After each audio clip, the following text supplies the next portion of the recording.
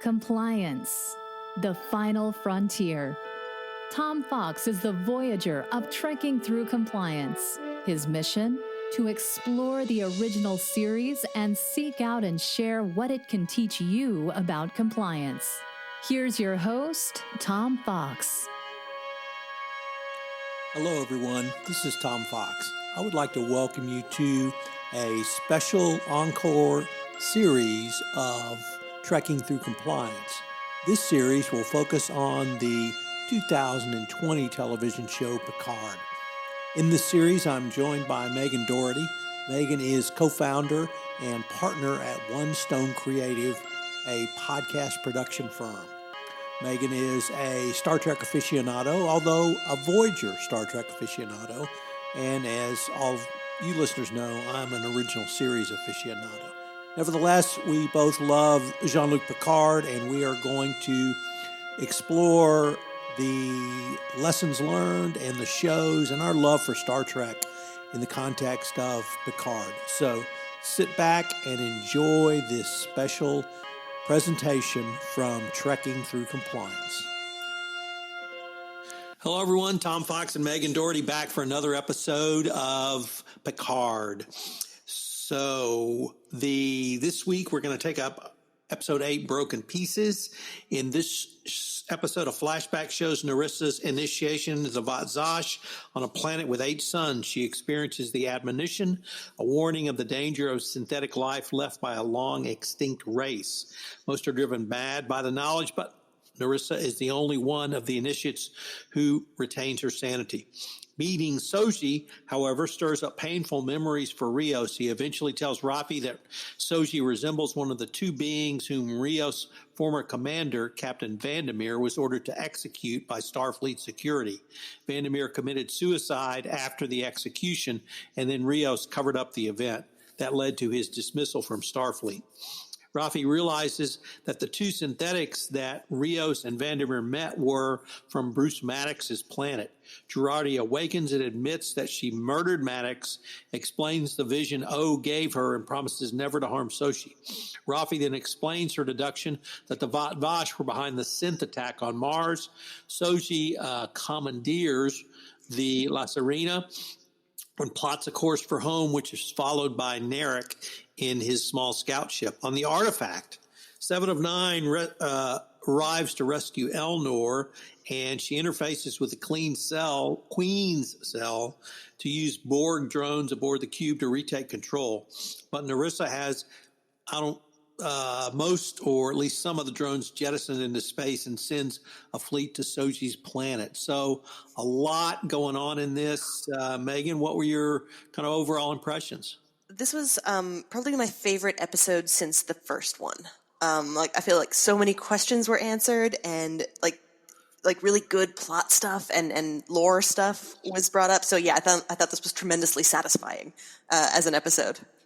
Wow, I thought it posed more questions than it answered. It's entirely possible. I was so excited by finally learning, O is like a half Romulan, half Vulcan. That's really great knowledge that I missed the questions. But oh man, I just thought it was so great to get that background, especially the flashback at the beginning. That was really cool. Well, let's maybe we can break it down to the events on the cube, the events on the La Sirena, and then the flashback to the planet with 8 suns. I was very disturbed by the entire Borg scene. We had unmitigated murder of innocents. We had the collective come to life. I found an incredibly troubling scene with 7 of 9 when she hooks up to the Queen's cell and becomes the new Queen. We saw the Borg collective come to life, attack Narissa, attack the rest of the Romulans as Borg do in an unremitting attack in the face of certain death. And we had 7 of 9 disconnect from the collective, which just stunned me, what she felt when she was connected. So what did you kind of make of the events on the cube. Yeah, it was wild. It was really wild. And I liked, I mean, obviously there was a lot of conflict Seven was feeling about whether or not to kind of take on the queen role. And I think she only did it when really pressed and thought, this would be the only way to save the lives of the Borgs and possibly the XB. And it was fascinating. So it was kind of making me think that, rather than Seven becoming a Borg again, by taking the place of the queen, all of the Borg kind of became Seven. Because the Borg are effectively the queen, right? And I think that's why she still was able to make decisions, because as the leader of the hive mind is basically you. That was my thinking for why she was able to kind of opt out afterwards. I guess the first thing intrigued me was when she hooked up and she became part of the collective again. Then when the Romulans were able to jettison a large number of the Borgs who were in stasis into space, it really felt like to me she was a mother protecting her cubs or her kittens. And she had this horrible scream, which I know was sound amplified, but it was just haunting to me where she screamed no, and it seemed to go into the darkness of space. That scene, it was so good. And like when her eyes all filled in with the black when she became Borg again, it was really impactful. And I felt so sad for all the Borg drones floating into space. Right. It was rough. Yeah. Narissa, if you ever had any doubts to her cold-blooded killer nature, this episode dispelled all of those. She killed as many Borg as she could, as fast as she could. I had to watch it several times after the Borg were able to subdue her to try to figure out what happened to her, because at first I thought they had assimilated her, but I think she was able to transport away to the Romulan fleet. Did you think that? Yeah, I saw the little flashes of blue. Right. Okay. And then for me, the biggest question was, even while she was hooked up to the collective, she said, Annika still has work to do. Mm-hmm. What do you think she was talking about? I think they've been setting up a connection between the synths and the Borg for some time. And I think that has something to do with it. I think Seven has more of a role to play in either protecting or eliminating the synths. And because it's Star Trek, I'm going to go with protecting, hopefully. I'm really hoping that's the way this plays out. Right. But yeah, I think because the Borg cube that she was a part of had assimilated Narissa's aunt, kind of the psychic who was at the admonition. The Borg cube has the knowledge of what's coming and why. So I think when Seven became Borg, she got that knowledge and needs to act on it, and has to do that as a individual agent. Oh, interesting. So yeah, that's my theory. What about a Borg synth alliance?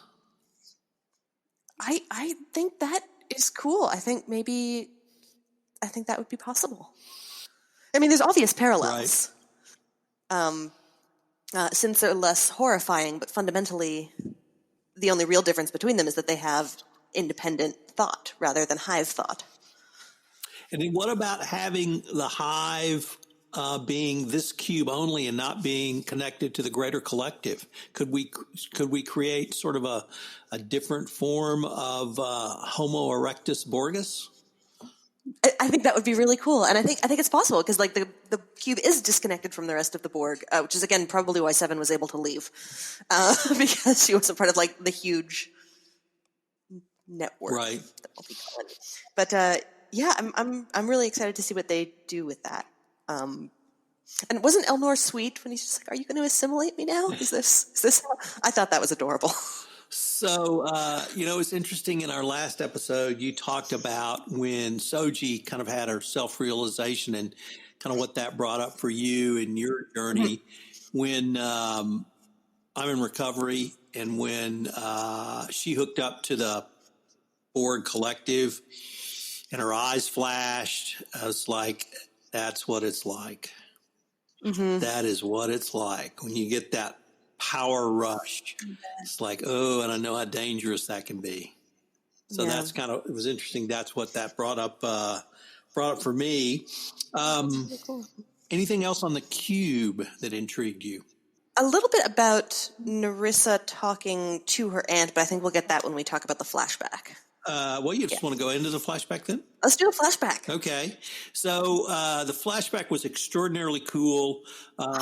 We find out throughout the episode about a planet circled with 8 suns that were dragged there, apparently through artificial mechanisms. And that in itself is extraordinarily cool. We geek out into some technical babble about that. But on the planet, the admonition scene and the initiation scene into the Zhat Vash, I found to be incredibly powerful as well. And it reminded me of a very powerful TOS original series issue where we had people who went insane because of the minds they melded with, or at least even saw in some episodes. So what did you think about the scenes on the planet? It was super fascinating. I mean, it was beautifully shot, like from the like the scenery, the circle, the outfits, like it was all really, it had like a religious look to it, which I thought was really interesting. And because they were talking about functionally summoning a demon, right, when you get too far with sins, I thought that was really cool. And the admonishment being so horrible, and like that was a brutal scene, like right, with the head smashing and the skin tearing. I feel like it made Nerissa a lot more sympathetic as a character. Yes. Yeah. And like, yeah, it was cold-blooded, killing the Borg, eliminating Mars. But, she saw something or felt something that caused 8 other Romulans to just suicide. So, like, and same with Agnes. It made Agnes feel a lot more sympathetic to me as well, because she kind of got that even if it was secondhand. Right. Like, it makes those actions, I think, more understandable. And finding out the relationship between Nerissa and her aunt was also really fascinating. Right. What was your take on it? So it really, I have to figure out which Star Trek original series episode I'm thinking of. But we have seen beauty and power and intelligence drive people mad in other Star Trek episodes. So that part to me was relatively familiar. But and I continue to think of Terminator 2, where Sarah Connor is given the vision of the nuclear bomb hitting Los Angeles while she's in the park. And those are the demons that drive her. And so it had a little bit of that feel for me as well. And it's, you think the Navy SEALs are tough to get into? Man, to get into the Zhat Vash, you have to survive insanity and potential suicide. And these are not, people just seeing something and keeling over or dying. These are people seeing something and picking up a rock and beating themselves to death, shooting themselves. They probably stabbed themselves or cut their own throats. We just didn't see that. I want to see this demon. What does this demon look like? So let's move to the La Sirena because we had a heck of a lot going on there. Did we ever? So Rafi makes a little bit of a comeback. She is sobered up. She's locked herself out of the alcohol cabinet. We'll see how long that lasts. I thought that was so great. I love that they added that particular thing. So, man, if only. That was a cool thing. You can tell when there's a screenwriter who's in recovery is all I have to say. And she really steps up. And she steps up in a way, though, that I found almost stereotypical, which was she became the mother. And I don't want to say she mothered Rios, but she was able to draw out of him enough information and sort of take care of him and get him sobered up so that he could fulfill his duties as captain. But I will have to tell you, her interrogation of the 5 holographs, I thought, was as cool a scene as we've seen in this entire series. I love the holograms so much. Yeah, I agree with you totally there. It was delightful. Like, maybe it was a little silly and a bit of a romp, but gosh, it was fun. It was. So Girardi, who at the end of last episode had poisoned herself so that she would end the tracking device that she had swallowed, awakens. And I have to say, I found that part, I don't want to say less than believable, but let me just say, she didn't have a lot of credibility to me at this point. Mm-hmm. So do you think that would, the scenes with her where she says she was sorry and she would never do it again, that she was brainwashed, did those ring anything close to being believable to you? I mean, a little bit, yes, because we had the benefit, I think, of seeing the admonition scene in the flashback. So it's like, Right. I felt like she was kind of that number, and her actions are explainable in the same way that Narissa's are more understandable now. For the rest of the crew, of course, they don't know that. So I was kind of surprised by how nice they were to her, without having had that knowledge. But again, I guess they are like isolated on the starship. She won't be able to do a lot of, willy-nilly murdering. So maybe just kind of holding it out's the best thing to do. I wouldn't be sleeping with both eyes shut, that's for sure. Yeah, it was a little strange. It was a little strange. So in one very brief scene, we had Picard call his admiral friend back at Starfleet, and she basically tells him to F off. Well, actually, shut up. Then F off. But she... Did you get the sense she'd been waiting to do that for years? Yes. Like actual years, yeah. And I think she said that. Yeah. But I was a little troubled by her immediate response to send the fleet to DS9 or DS12. Sorry, I found that she came around too quickly. It was almost as if had been planned, or at least was in some sort of protocol if certain events occurred, and that we could have potentially. The good guys become the bad guys, and the bad guys become the good guys later on down this series. What did you sense that at all? Maybe a little. I mean, kind of the role of Starfleet and the ethics of Starfleet. I mean, they kind of opened that up as a point for discussion early on in this series. But I thought her specific decision to send, a squadron was more about like a CYA PR type of thing, because you've got a high rank, like the chief of Starfleet security was a plant. Cold-blooded murders had been ordered. Picard knows. Picard does not have a history of staying quiet about these kind of things. So, helping him get things under wraps seemed like the politic decision, as much as anything else. So whether or not it was for good reasons or for bad reasons, I don't know. I mean, they decided not to rendezvous with them anyway. So. True. I suspect we'll see them at some point, though. Probably. And then I found this quick dialogue very troubling as well. Near the end, Soji takes control of the La Serena and is going to pilot it to her home world.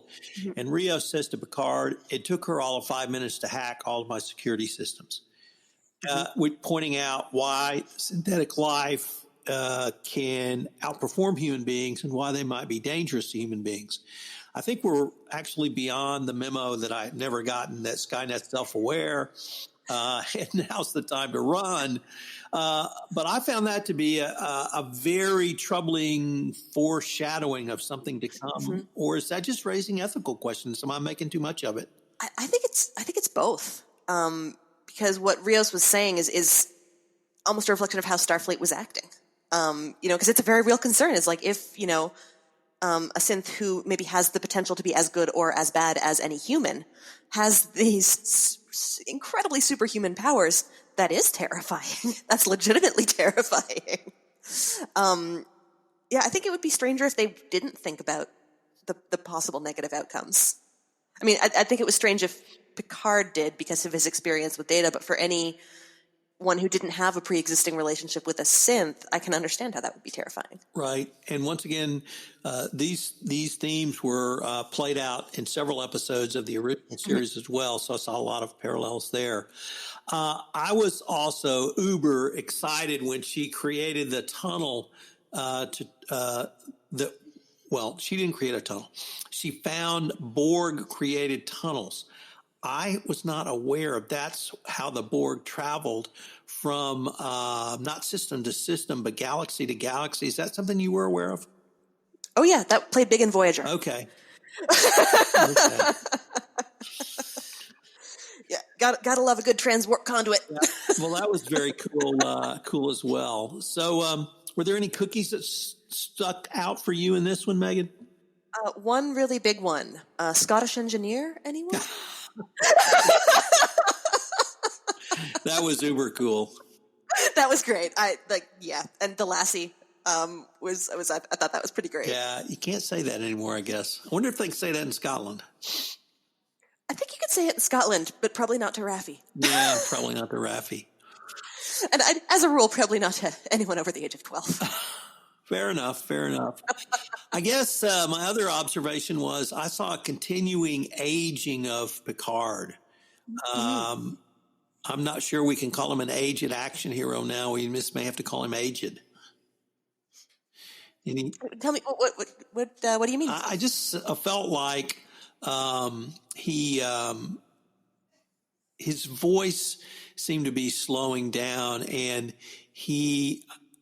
perhaps he was being more thoughtful when he spoke, but it was harder for him to articulate some of his thoughts. And of course, the scene at the end where he sits in the captain's chair and then recognizes he can't pilot this craft, I thought was a bit sad for me. Yeah, no, that you said that is true, and it's even I guess that was kind of brought forward a little more when he was talking about his memory as an ensign, right? Because that's that is kind of a reflecting on the past kind of thing. Yeah, that's a good point. Oh, that makes me a little sad.